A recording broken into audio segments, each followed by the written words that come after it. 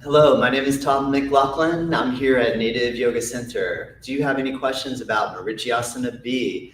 Are you new to Ashtanga Yoga or have you been practicing Ashtanga Yoga and perhaps have some issues with your knees? And you're looking for a way to modify the Marichyasana B position? I'm going to answer all of those questions for you. So let's begin. With Marichyasana B in the Ashtanga primary series, we have a hip opening sequence that occurs. And in Marichyasana B, our first rule of action is to start off in the Dandasana shape, which are legs together, palms flat, right? And then you can now take your left foot and bring it to a half lotus position. Take the right knee, bend, and bring heel near right hip. Lean left knee down toward floor. Right arm reach forward, wrap around the right shin. Left arm go behind, connect, make a catch, bind. Exhale, fold, and bring your head down toward the floor. So obviously both sides are performed the same way. The other side, the second side, the left side involves bringing the right foot into half lotus first. The left knee bends, the right knee goes down, the left arm wraps, you catch, inhale, exhale, breathe, fold. Well, easier said than done. Marichyasana is pretty challenging posture for your ankle, knee, and hip.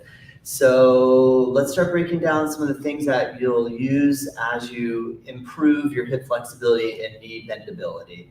All right, so first thing, when you go into Marichyasana B, we are attempting to make full and complete knee flexion. And we do need the ability to close the gap between the calf muscle and the hamstring to be able to take the foot into a deep half lotus position. You have an area of your hip called the inguinal crease. There's an inguinal ligament here. What we're attempting to do is bring the lateral edge of the foot that's coming up and place it right into that inguinal crease. Now, if our leg bones are close together, in other words, our lower limb and our upper limb of the leg bone are close together, calf and hamstring touching, then the pressure on the knee when we're rotating it is manageable. And so then when we go to lean back on the hands and bring this other leg in, we're going to start to bend up, the knee will come up, and then once we're able to secure the heel near the hip, the idea is to have this foot about the width of the right hip. So the outer ankle bone of the right ankle will be about the width of your right hip, as opposed to letting the foot come in really close like this. And then less common would be to try to bring the foot way out wide. What we're going to do is we're going to line it so the knee is above the heel in line with the right hip. Now, the challenging part, or where this starts to get more and more challenging, is now the question I hear often: should my right hip come up? In other words, watch what I do. I go to lean my left thigh down, my right hip comes up. The answer is yes. To achieve wrapping in this pose, the arms around the leg, you are going to rock your body weight over onto the lotus leg or the half lotus leg. And so let's look at this because there's a lot going on. Let me back up. If you go and you assess your position and you go to take your leg and bring it up onto your thigh and you notice that there's a gap here, the idea is that one way you're going to be able to open your hip is by leaning back on your hands, bend your right knee, and now you can work on bringing the chest closer and closer toward the shin bone that is resting on your leg. And what we're able to do here is create some external rotation in our left hip and begin to open the hip joint for this sort of range of motion. Now, why we have to be careful here is you are not going to try to take the wrap in the pose if your foot is all the way up here. We're going to wait to do all of that until you're able to bring your foot deep into the half lotus crease, in the inguinal crease. Once you have that, then we are going to attempt to take this phase of the pose where we bring the knee down. So if you are at the point where your foot is not deep in the lotus, it's up here, don't worry about wrapping or binding in this pose at all. Lean on the hands, bring the right leg up to the point that you're able to get this sort of shape. And then just focus on, notice how right now my back is in flexion because I'm leaning back. Focus on straightening the arms and trying to lift the chest up. And what you're doing is you're taking the pelvis from a posterior tilt into an anterior tilt, which is starting to work the movement ability of the hip joint in relation to your femur and your hip. So as you start to work this lifting of the chest, this is how you're going to slowly, over time, cinch this foot down deeper into lotus a little bit more. Bring the heel in and work on lift the chest. And we could incrementally, slowly, steadily, one step at a time, work this sort of motion. And this is going to help to get the knee and the hip in a healthy position for you to be able to achieve coming all the way down on the thigh and bearing pressure. Now, the other big complaint we often hear when teaching or instructing Marichyasana B, it hurts my ankle. And that makes sense because when you check out what your foot is doing, your foot is now in this really strong lateral ankle stretch position. And the pressure of the foot against the thigh and the pressure of the knee going down causes this really strong stretch feeling to happen. That's normal, I expect it, but please be very careful with that. Whenever you have pain in your body while you're practicing, listen to that. And don't just try to push past it. Back up, focus on your breath, and over time, day after day, month after month, year after year, your body will slowly start to work in a way that this is going to open up. Now, sometimes you might have had either a knee replacement, you might have some sort of ligament damage in your knee. You could have the medial collateral, the MCL, the medial collateral ligament potentially has an issue.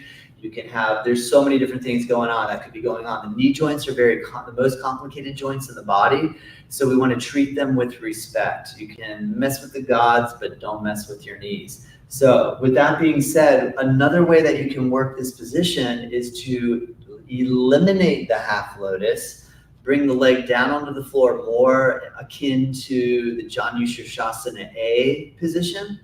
And then from here, you can bring this leg up. Now, this foot can either just rest next side by side to the feet, each other, or you can tuck the left foot back behind the right heel and get a nice secure position. And you can still do the arm wrap technique of the Marichyasana. If you're able to bind in the Marichyasana A is where your leg is forward. Marichyasana B, we just take that left leg and fold it in. So this is a completely appropriate way to do it, and especially if you have knee injuries. Please take care of yourself and your knees. Don't force, take your time. Now, I'll do the other side and just show you some of the same and a few different ideas in this trajectory. So, all right, we're going for the half lotus again. I'm going to work that incremental shifting deeper into half lotus approach. I start off with just seeing if it's possible for me to bring my foot on top of my thigh. Now, in some cases, this flexibility is so tight, or this lack of flexibility feels so tight that if I place my hands on the floor and I try to lean back, even if I want to bring this foot up, it doesn't go up because this is so tight. There's no room for me to do this kind of movement with the straight leg. So one place we can start is just holding the foot and gently leaning down some pressure. But please remember, be careful when the calf is not touching the hamstring. It is essential that you close these two together before you start to apply firm pressure in against this angle. So I'm going to recap that so that's very clear. If your foot is up on your knee and there is a gap between your calf and your hamstrings, then you're going to just do very gentle pressure in this direction with your right knee. Gentle. As you are able to get this in deeper and deeper and deeper, now you can lean back and now safely start to navigate this movement of bringing the knee down to the floor. Okay, another question I want to address is that what we might see too is that I get to here and I'm going for the wrap and my shoulder is not close to my knee. Visit my video, Marichyasana A, and I explain fairly in detail about the necessity for bringing the shoulder down around the knee and then hooking behind, and that way you can find your hands. Now, you can't use a prop in between. I have no problem with that. I think it makes sense if it gives you some leverage to work off of.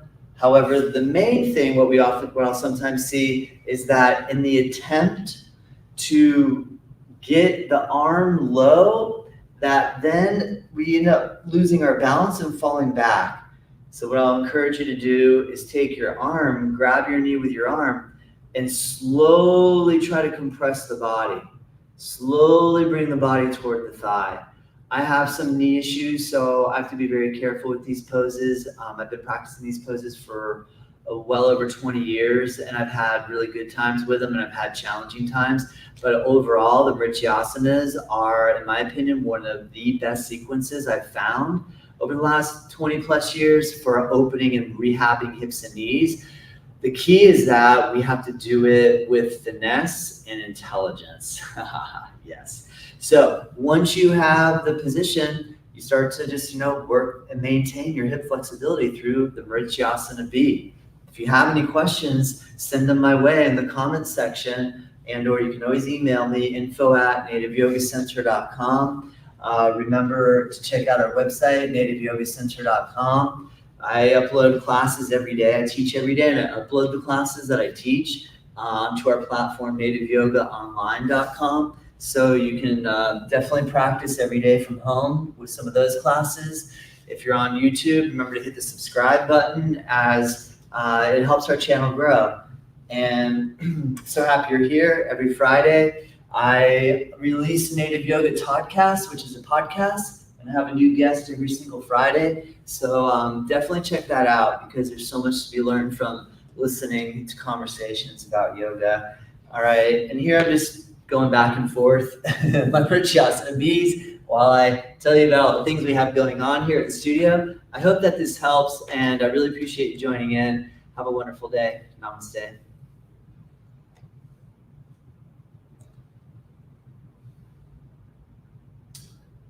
Thanks, Tam. I saw that you looking forward to this. My wife, Tamra. Thank you. Thanks for keeping me excited about teaching my online classes. I do appreciate it. All right. Thanks again. Have a great day.